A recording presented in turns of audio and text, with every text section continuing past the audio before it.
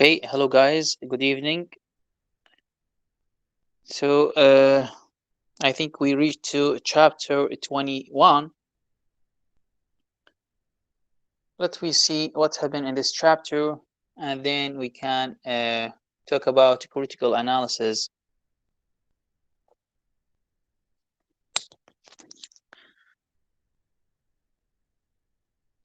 Okay, welcome. So, chapter 21, and now we have a summary for this chapter. Kathy missed her cousin when she waked up at the morning, but that time made her forget him. Linton grew up to be selfish and disagreeable boy, continually complaining about his health. On Kathy's 16th birthday, she and Ellen went out to the moors and stayed at Heathcliff's land, where he found them. He invited them to come to Wuthering Heights, telling Ellen that he wanted Linton and Kathy to marry so he would be doubly sure of inheriting that grant. Kathy was glad to see her cousin, though she was somewhat taken back by his indulgent behavior. Houghton, at Heathcliff's request, slowed Kathy around the farm, thought he was shy of her and she tasted him unlikely and kindly. Linton mocked Houghton's lack of education in front of Kathy, showing himself to be mean-spirited. Okay, so the analysis for this chapter, trespassing becomes an important issue in this chapter, which recalls the scenes in chapter 6 when Kathy, Earnshaw, and Heathcliff are cut on the Linton's land. This chapter is almost an inversion of the early one, especially considering that this Kathy will marry Linton. Just the earlier Kathy married Edgar, the fact that people frequently leave their property and marriage often resulted from trespassing speaking to the wild, dynamic quality for the moose. The emphasis on the land and privacy might be taken for a metaphor for more emotional intimacy. In order for two people to become close, one must in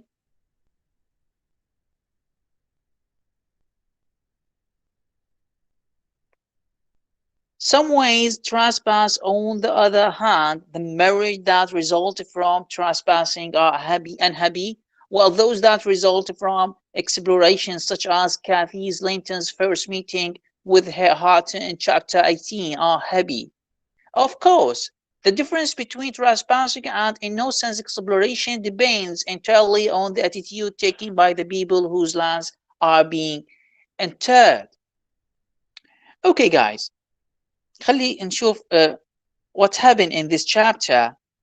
So انه كاثي بعد ما يعني she felt missed for her cousin, انه يعني تفتقده هواي. in that morning she wakes up واستيقظت يعني بالصباح انه ما لقت ابن هيثكليف او هو لينتون جنبها مثل ما هي باتت الليل. هو كان يعني كان فتى ضعيف، اناني احيانا، دائما complain of his health، دائما يشكو من صحته اللي هي غير جيدة. كاثي بعيد ميلادها السادس عشر يعني خرجت هي وألين إلى المورز، بعدين يعني اجوا وصلوا إلى الأرض اللي مال هي يعني ابتعدوا عن الأرض مال هيثكليف اللي هو اجى يعني لقاهم بالصدفة، فقال لهم انه انا ادعوكم حتى تحضرون لمرتفعات وذرينج. وقال للالين قال لها انه انا اريد لينتون يتزوج من كاثي، حتى انه كاثي او سوري حتى لينتون انه يقدر يورث الجراند. فكاثي كانت كلش فرحانه وسعيده يعني بلينتون، رغم هي انه كانت يعني تعرف السلوك الفاسد للينتون. هذه الاثناء هاتون يعني وبناء على يعني اوامر هيثكليف يعني حاول انه يشوف او يعني يطلع كاثي على المزرعه اللي موجوده بوذرينج هايتس، رغم هو كان يعني كلش خجول، هارتون اللي هو ابن هندلي، فكان يتمشى وياها وكان خجول. بهذه اللحظة يعني سوري، هذا لينتون انه شاف هذا الموقف، فهو نوع من الغيرة او نوع من يعني الشخصية الويك الضعيفة، يعني حاول انه يسخر من هارتون امام هي امام كاثي، حاول انه يحط من مكانته، انه يظهر بشخص بغير بصورة غير حسنة، فقط انه حتى يقلل من مكانته امام كاثي. فهنا نشوف انه صار يعني بالكريتيكال اناليسيس لهذا الشابتر، انه صار التجاوز على ممتلكات الغير كلش يعني شيء مهم بهذا الفصل، كلش قضية مهمة. اللي يعني ذكرنا، اذا تتذكرون بالفصل السادس لما كاثي ايرن شور، كاثي الام وهيثكليف لما يعني تعدوا على الارض مال لينتونز وتم القبض عليهم يعني بواسطه الكلب اللي عض كاثي، وبعدين ترحل هيثكليف وبقت كاثي عندهم. فنشوف تقريبا يعني نفس الانعكاس اللي يعني انه كاثي راح تتزوج من لينتون. ايضا انه يعني كاثي الام تزوجت من ادغار الاب السابق. فحقيقة إنه الناس يتركون هذه الممتلكات مالتهم ودائما، والزواج يعني غالبا اللي ينتج عن يعني ينتج إنه فقط عن يعني مو حبيا أو مو مثلا يعني تعاشر أرواح، وإنما هو فقط لمصلحة. فغالبا هذا يكون يعني زواج يعني غير ذو فائدة أو غير ناجح. فهنا نشوف أنه دائما تركز إيميلي برونت على الجوانب الديناميكية، الجوانب البرية اللي موجودة بالمورز، بالمستنقعات، وأنه تنطفد الأرض فد خصوصية على أنه أنت يعني اللي يعيش بهذه الأرض يعني ما يصير أنه يتزوج من غير طبقته. من ناحية أخرى أنه قلت لكم نشوف يعني الزواج الناتج عن يعني الاستكشاف يكون أفضل من الزواج الناتج عن التعدي على ممتلكات الغير. لأن مثل يعني لقاء كاثي لينتون الأول ويا هارتون شلون كانت سعيدة. فهذا يعني يعتمد على الفرق بين يعني الزواج الاستكشافي، الزواج الصدفي اللي يعني يصير عن طريق الحب، والزواج اللي يصير يعني مقيد بفد امور اخرى اللي هي مثل الزواج بالصله فقط، يعني مثلا على الورث او مثلا على الارض. فهذا دائما نتيجته تكون شنو؟ زواج فاشل. So now we have chapter 22. Who can read؟ من يقدر يقرأ؟ Yes, Yes يوسف تفضل. yes. Summary. The fall Edgar caught a cold that confined him to house all winter. Kathy grew sadder after the end of her little romance and told Alan that she was afraid of being alone after Alan and her father died. Taking a walk, Kathy ended up briefly standing outside of the wall of the park. When Heathcliff rode by, he told her, told her that Linton was dying of a broken heart, and that if she were kind, she would visit him. Alan told her that Heathcliff was probably lying as couldn't he be trusted. But the next day, Kathy persuaded her to accompany her on a visit to Wuthering Heights. Yes, continue. Yes, sorry. Analysis. See the analysis of chapter 20 for a discussion of children left alone in the world.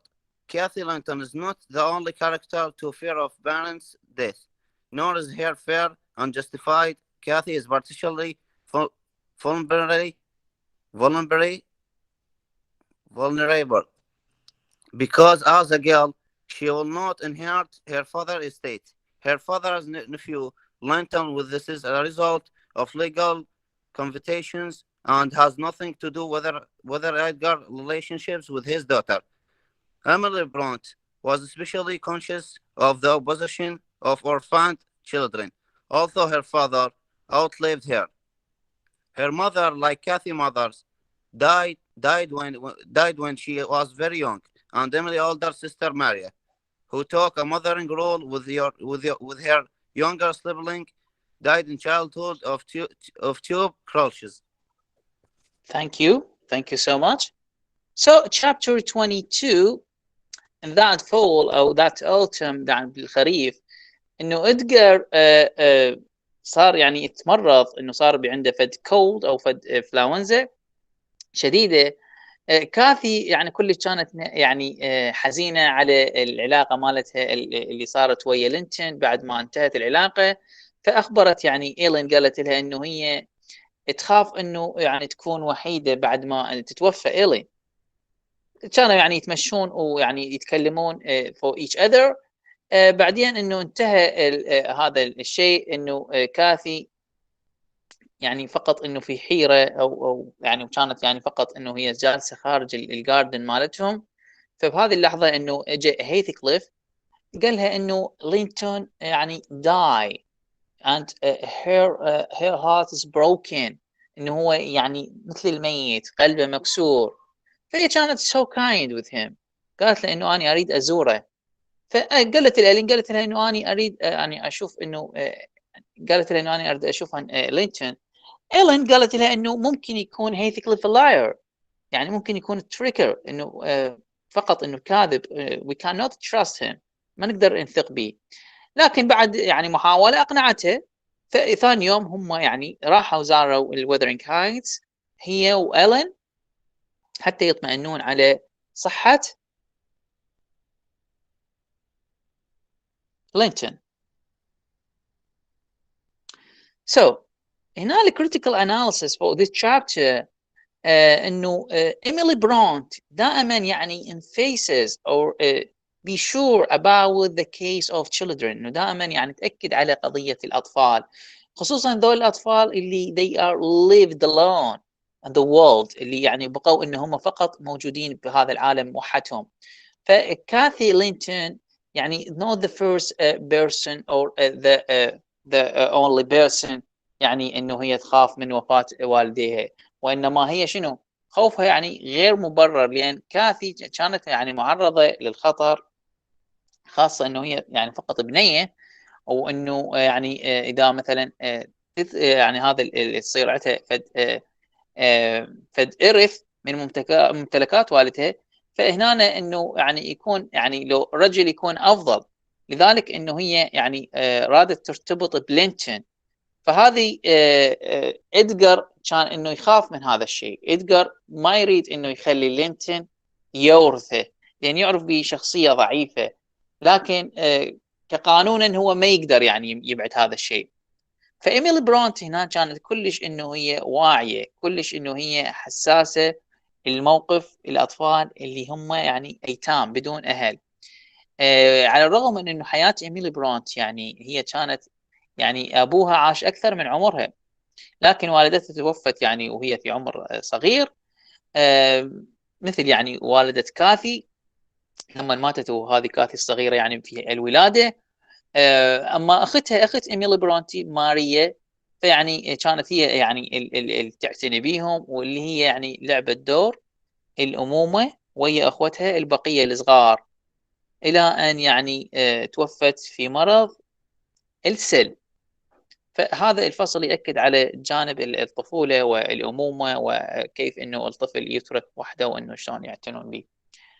So now we have chapter 30 or 23. 23. Yes, who can read another one? No, no. Yes, who Yes. can? Yes. Yes, Ritaj. Yes. Chapter 23, summary. At Wuthering,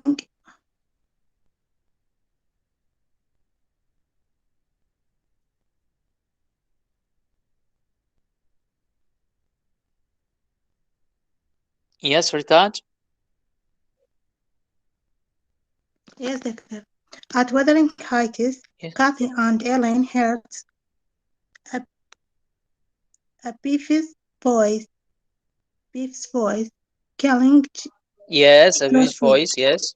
calling Joseph for more hot calls for the fair.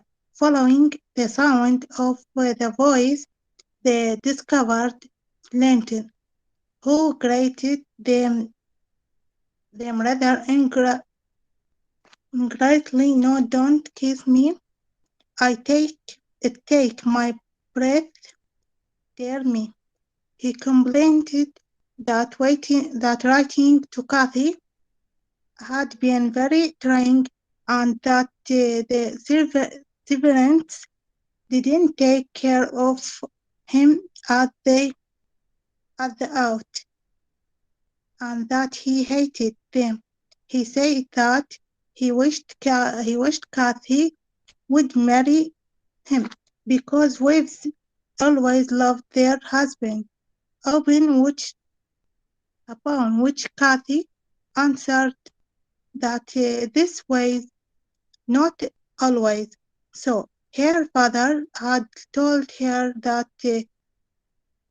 Isabella had not loved Heathcliff. Upon hearing this Linton became angry and answered that Catherine's mother had loved Heathcliff and not Edgar. Cathy, Cathy pushed his chair and he coughed for a long time, for which she was very sorry. Linton took advantage for her regard and bullied her like true hypocrisy, making her promise to return the next day to um, nurse him. Yes, هذا thank كمان you. Yes, analyze. continue. Yes, continue. In this chapter, Bront explored this intersection between love and power. To what extent does Linton want Cathy to love him freely? And to what extent does he want it to have husbandly control over her? It would appear that for him, love is just another form of control. He used Kathy love for him to make her do with whatever he likes, with, without any consideration for her. When happens is this for this form of controlling love necessarily linked to marriage that that might well be will be the cause. See how the relationship between the older Catherine and her husband Edgar breaks down when he tried to control her friendship. However, Edgar mystically loved Catherine, where Langton seemed to care for no one but himself. Married in Wuthering Heights is not unqualified good. It must be accompanied by unselfish love on both sides in order to be successful. Thank you so much. Thank you. So let's we see what happened in this chapter 23. In Wuthering Heights, Kathy listened to a voice that is very annoyed انه كان يدعو يعني جوزيف. هذا الصوت يعني يقول له انه ناولني مزيد من الفحم. فلما يعني سمعوا هذا الصوت انه بعدين عرفوا انه هذا الصوت هو صوت لينتون اللي يعني كان لطيف الى حد ما باستقبالهم. وايضا انه سمعوا صوت انه لا تقبلني او مثلا انه يعني هذه انفاسي. يعني كان مثل التعبان او مثل اللي يهذي. كان يشتكي ايضا انه من يكتب يعني فد رساله الى كاثي ما كانت توصل، وانه الخدم السيرفنت مالتهم كانوا يعني المفروض يوصلون هذه الرسائل، المفروض يهتمون بها. فهو كان يشتكي من هذا الموضوع، انه الخدم ما قايم بالواجب مالته على اتم وجه. لذلك انه هو قال لهم اني اريد اتزوج من كاثي. شنو السبب؟ السبب لان الزوجات دائما يحبن ازواجهم ويخدمنهم، فهذا السبب انه تخدم الزوج، انه الزوج يكون يعني مخدوم بواسطة الزوجة، فهذا السبب الرئيسي حتى هو يتزوج كاثي. فقالها بعدين انه والدها قالها انه يعني كان يسولف لها، يقول لها انه ايزابيلا ما كانت تحب هيثكليف. فلما سمعت هذا الشيء او حكته لينتون كان كلش يعني غضبان، وقال لها انه ايضا انه والدتك اللي هي كاثرين كانت تحب ابوي اللي هو هيثكليف وما تحب ادجار. فصار يعني بيناتهم نوع من الحساسيه. فهذا الشيء يعني كان هو يعني او كاثي كانت يعني جالسه على الكرسي، فيعني من العصبيه مالتها دفعت الكرسي ويعني شي واز ستاند اب. وكان يعني بعد هو انه حاول يعتذر منها، انه قال انه انا يعني كنت في عصبيه، انه انا كنت كذا، وتكلمت عن والدتك بهذا السوء. فانه يعني حاول يستفاد من هذا من الاعذار مالته او التاسف مالته، حاول انه يعني يعوف هذه الاعمال اللي يعني مو صحيحه، انه بهاي العصبيه يتجاوز على الاخرين. وقالها انه اني يعني انه اللي اريده من عندك انه ترجعي لي ثاني يوم وثالث يوم، وتبقين انه انت ترعيني وتقومين بالاهتمام بي اني، يعني بدونك اضيع او اني بدونك لا شيء. فهو كان يعني هذا الشخصيه مالته كلش ضعيفه الى حد ما. فانه نشوف احنا بهذا الفصل انه ايميلي برونتي اكو عندها موضوع الانترسكشن بين اللوف والباور، انه يعني دائما تتكلم عن هاي التقاطعات اللي تاثر على الحب والقوه، والى اي مدى مثلا انه لينتون يريد كاثي تحبه، الى اي مدى انه يريد يعني يفرض السيطره الزوجيه عليها. ليش؟ يعني قالها هو انه الحب بالنسبه له هو مجرد يعني شكل من اشكال السيطره، انه اني فقط اريد افرض سيطرتي، اريد احس انه اني يعني شخص عندي من يخدمني، عندي من يلبي احتياجاتي، وانما هو ليس شراكه بالحياه. يعني هذا المفهوم كان عند لينتون. فهو كان يعني يستخدم كافي حتى يجعلها انه فقط تقوم له بالخدمه، حتى يحس بنفسه انه، لان هو يشعر في نقص دائما، هو شخصيته ضعيفه، وهذا الشيء راح يكون اكيدا يعني على حساب سعادتها، على حساب كرامتها. فهذا شكل من اشكال السيطره اللي موجود بالحب، اللي هو مرتبط بالزواج بالوذرينج هايتس على حد وصف وتوظيف our author إيميلي برونت. فانه يعني اذا نباوع انه شلون تنهار العلاقات مثل فور اكزامبل بين كاثرين الام وزوجها ادجار، لما يحاول يعني يسيطر على او يمنعها من صداقتها ويا هيث كليف. مع ذلك انه حب ادغار يعني الى حد ما يعني كان لا بأس به، لكن لما يوصل الى هيثكليف انه حتى لو كانت صداقه، حتى لو كانت يعني حب يعني ايموتال، حب يعني خالي من النزوات، لكن ما يسمح به. فهو يسيطر عليها، يفرض سيطرته عليها، انه ما عندك اي صديق، انه ما عندك اي قريب، ما يصير تتوددين الا هذا، ما يصير كذا. فسيطره، نوع من السيطره، لكن مع ذلك هو اقل يعني تاثيرا من لينتون، انه او افضل من لينتون. فاللي نلاحظه انه الزيجات او الزواج يعني على حد سواء بوذرينج هايتس، انه هو ليس سلعه، يعني ليس سلعه غير مشروطه، انه لازم يكون مصحوب بالحب، ما يكون اناني من الجانبين، سواء كان من الانثى او كان من الرجل، حتى على اساسه يكون زواج ناجح. والا راح يعني يا اما يكون مبني على مصالح، يا اما مبني على مثلا تفكير مستقبلي بالارث، يا اما مثلا مبني على انه اني اريد فقط اشعر انه اني كرجل، يعني او اني كرجل انه الي من يخدمني، الي من يقدم لي حاجاتي وبس، دون الالتفات او دون يعني الشعور بالاخر وانه هو انسان مثلك. فهذا الزواج غالبا او يعني دائما انه هو يكون المصير مالته الفيلر او الفشل. خلونا لهنا نتوقف، ان شاء الله الاسبوع القادم نكمل من الشابتر 24 ذكروني خاف انسى. فحتى يعني ذلك الوقت فقط حاولوا حاليا يعني فقط أسجل الأسامي مالتكم مال الحضور، وإذا أحد عنده سؤال قبل الأسماء مال الحضور. العفو دكتور. يس حسن. حسين. يس حسين سوري. التسجيل المحاضرة والمحاضرة اللي قبلها إن شاء الله أي إن شاء الله بالموديل يعني ألقاها. موجودات. لا هي موجودات المحاضرة بالموديل اللي فقط. قبلها ما موجودة. لا كل المحاضرات انت شوف الشابترات، اكو محاضرات ما اخذيناهن، شوف الشابترات انه كل المحاضرات اللي دكتور موجودات هسه لهن أنت تسجيل. تحقق من عندنا إن شاء الله وشوف.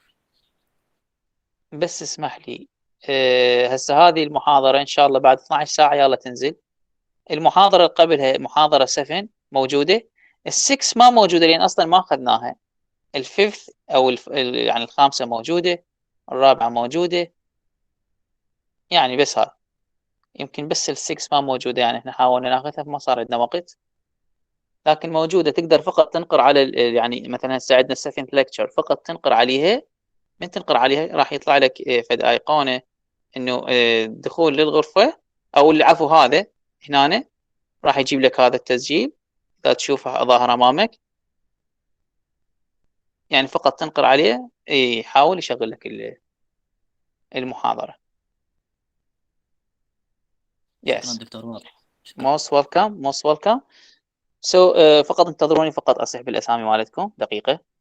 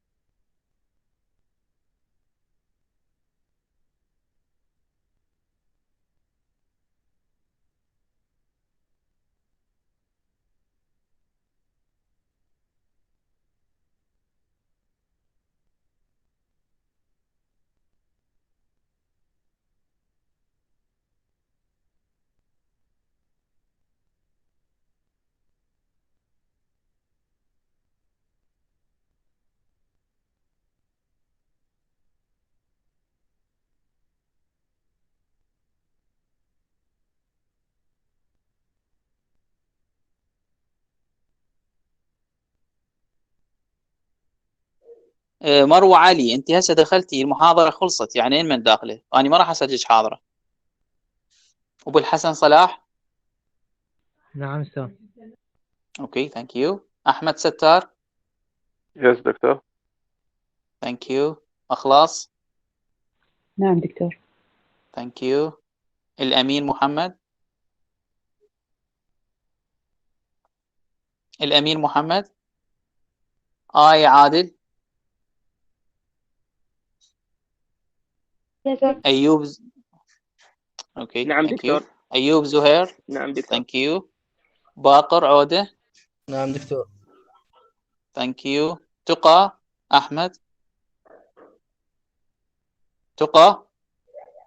جليل غازي. نعم دكتور. ثانك يو. حسين سلمان. نعم دكتور موجود. ثانك يو. حوراء عدنان. نعم دكتور. ثانك يو. رانيا محمد. Yes, doctor. ثانك يو. ريتاج قحط. نعم أستاذ. ثانك يو. رملة شاسب. نعم زهراء دكتور. جبار. نعم دكتور موجودة. اوكي ثانك يو. نعم زهراء دكتور. جبار. نعم. ثانك يو زهراء. زهراء سليم. نعم دكتور. ثانك يو. زهراء علي. نعم أستاذ. ثانك يو. زينب محمد. نعم دكتور. ثانك يو. سجاد حسين. نعم دكتور. ثانك يو. منتظر وين كنت يعني هسه تدخل المحاضرة؟ سجاد صادق. نعم دكتور. ثانك يو. سجاد رياض. نعم دكتور. ثانك يو. علي عبد الرضا. يس دكتور. ثانك يو. علي عزيز. Yes. ثانك يو. علي كاظم. نعم أستاذ. ثانك يو. فاطمة الزهراء. Yes دكتور. ثانك يو. فاطمة جمعة. نعم أستاذ. ثانك يو. فاطمة علي. فاطمة علي. Yes دكتور. كرار محمد. Yes دكتور. فاطمة موجودة؟ Yes. Yes, thank you. كرار محمد. يس دكتور. Thank you. ماجد غانم. يس دكتور. Thank you. محمد جواد.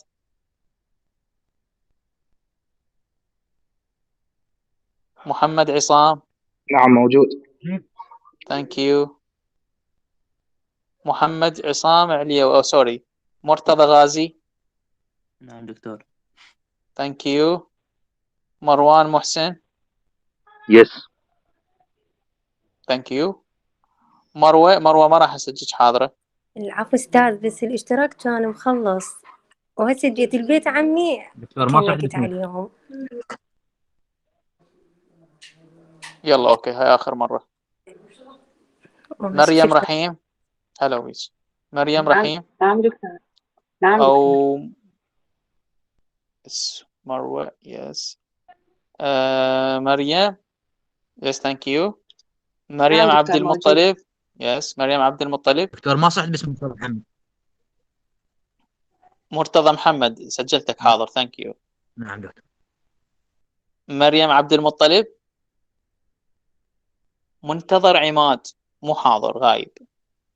مؤمل جاسم. يس. او مريم رحيم سوري.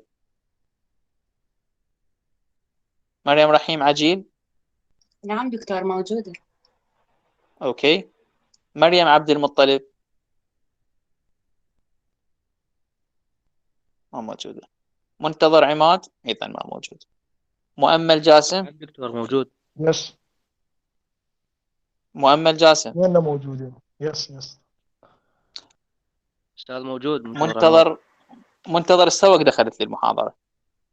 أستاذ كان فاصل النت. فاصل يعني من 5 لحد الآن. اي والله.